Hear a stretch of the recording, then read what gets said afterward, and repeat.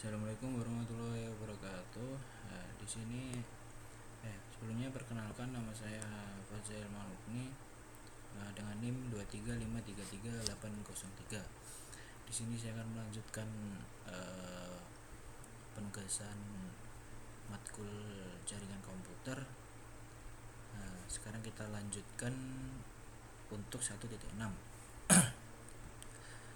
Sebelumnya mohon maaf Pak, ini saya translatekan ke bahasa Indonesia. Selanjutnya adalah jaringan yang andal. Arsitektur jaringan. Pernahkah Anda sibuk bekerja daring, tetapi kemudian internet mati? Seperti yang Anda ketahui, internet tidak mati, Anda hanya kehilangan koneksi. Hal ini sangat membuat frustasi. Dengan begitu banyak orang di dunia yang bergantung pada akses jaringan untuk bekerja dan belajar, jaringan harus dapat diandalkan. Dalam konteks ini, keandalan berarti lebih dari sekedar koneksi Anda ke internet. Topik ini berfokus pada 4 aspek keandalan jaringan. Peran jaringan telah berubah dari jaringan yang hanya menyediakan data menjadi sistem yang memungkinkan koneksi orang, perangkat, dan informasi dalam lingkungan jaringan yang kaya media dan terkonvergensi. Selanjutnya adalah jaringan juga mendukung berbagai macam aplikasi dan layanan. Jaringan harus beroperasi melalui berbagai jenis kabel dan perangkat yang membentuk infrastruktur fisik. Istilah arsitektur jaringan dalam konteks ini mengacu pada teknologi yang mendukung infrastruktur dan layanan serta aturan terprogram atau protokol yang memindahkan data melalui jaringan.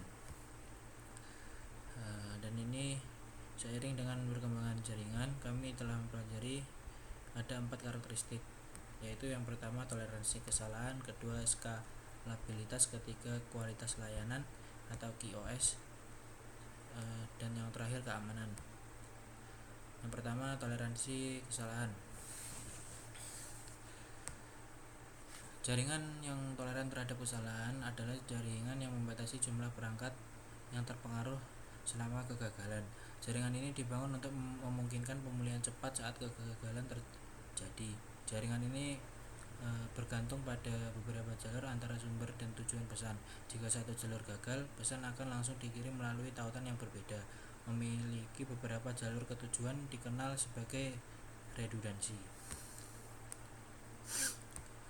Selanjutnya adalah skalabilitas.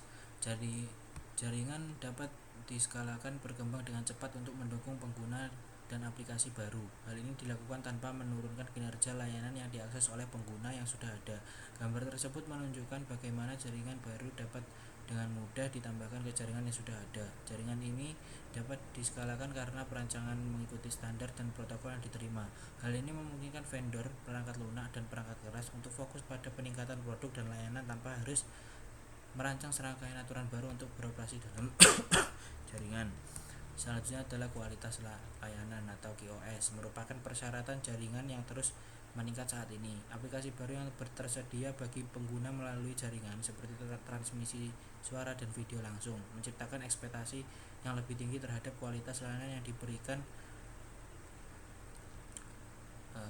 Selanjutnya itu kemacetan.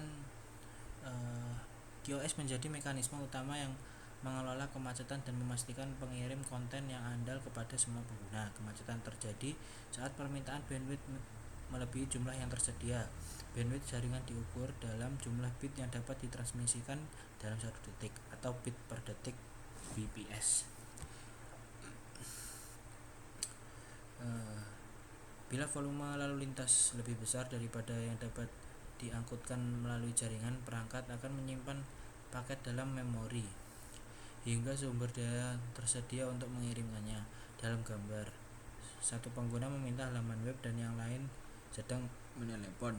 Dengan kebijakan QoS, router dapat mengelola aliran data dan lalu lintas suara dengan memprioritaskan komunikasi suara jika jaringan mengalami kemacetan. Fokus QoS adalah memprioritaskan lalu lintas yang sensitif terhadap waktu. Jenis lalu lintas, bukan konten lalu lintas, adalah yang penting. Selanjutnya adalah keamanan jaringan. Infrastruktur jaringan, layanan, dan data yang terdapat pada perangkat yang terhubung ke jaringan merupakan aset pribadi dan bisnis yang penting Yang penting, administrator jaringan harus memperhatikan dua jenis masalah: keamanan jaringan, keamanan infrastruktur jaringan, dan keamanan informasi.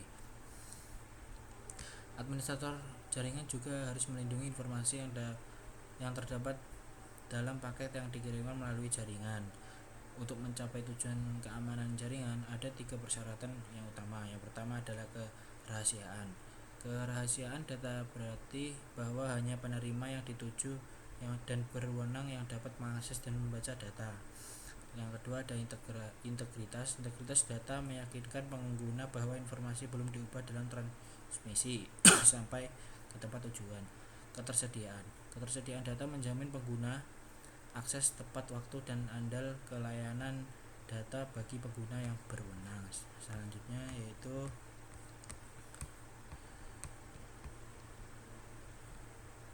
Selanjutnya adalah tren jaringan.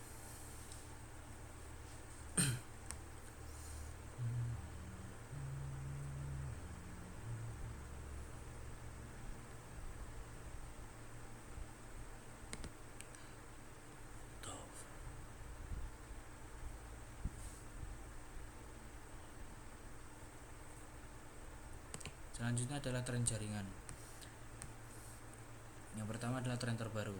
Anda kini telah mengetahui banyak hal tentang jaringan, apa yang membentuknya, bagaimana jaringan menghubungkan kita, dan apa yang dibutuhkan untuk menjaga keandalannya.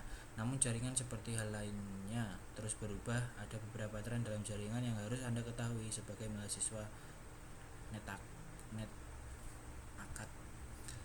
Seiring dengan munculnya teknologi baru dan perangkat pengguna akhir di pasaran, bisnis dan konsumen harus terus menyesuaikan diri dalam lingkungan yang terus berubah.